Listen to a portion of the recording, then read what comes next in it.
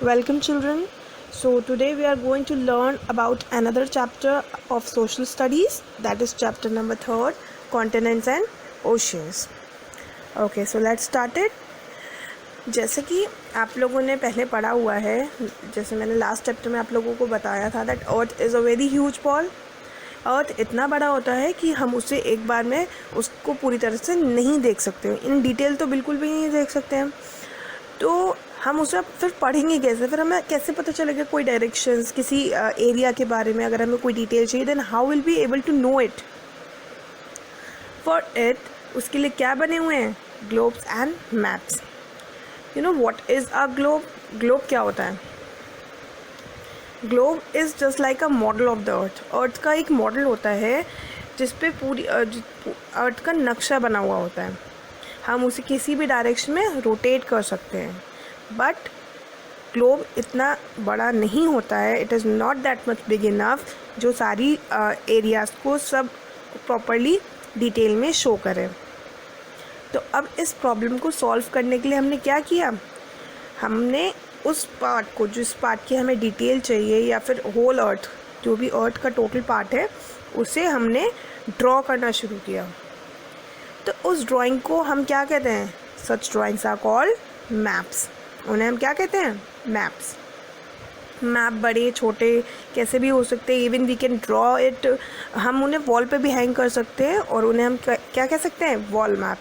Schools में आपने देखा होगा अपने मैप्स वगैरह, that you will find out what maps are, what are their actual work. उनका मेन वर्क क्या होता है? चीज़ों को एक्चुअली डिटेल में दिखाना, जिससे हमें कोई भी एरिया अगर देखना है या कुछ भी पता करना है डायरेक्शंस के बारे में, तो हम किसके थ्रू कर सकते हैं? मैप्स के through.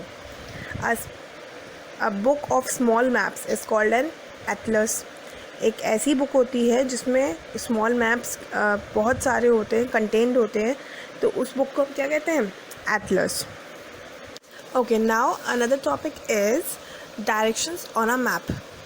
So what are the directions? There are mainly 4 directions. Mainly what? There are 4 directions. 4 directions होते हैं. कौन कौन से होते हैं? They are north, south, east and west.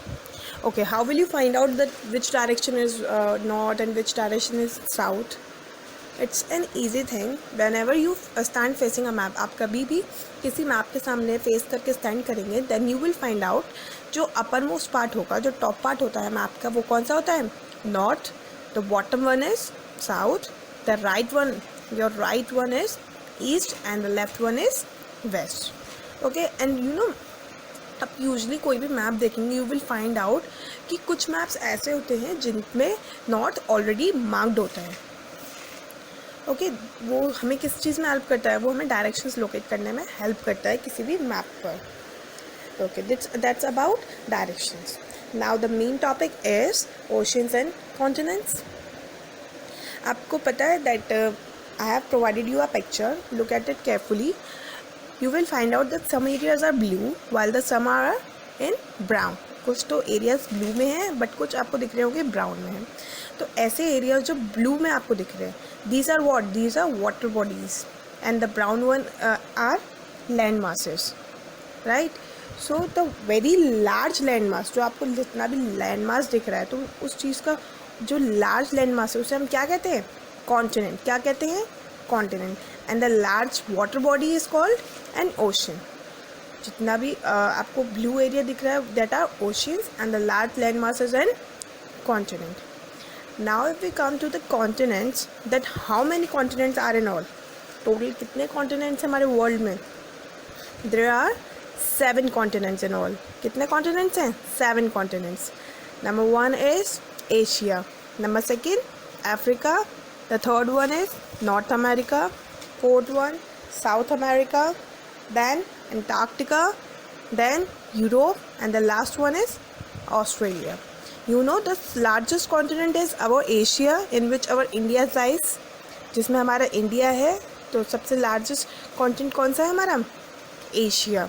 And the smallest one is, yes, the smallest one continent is Australia.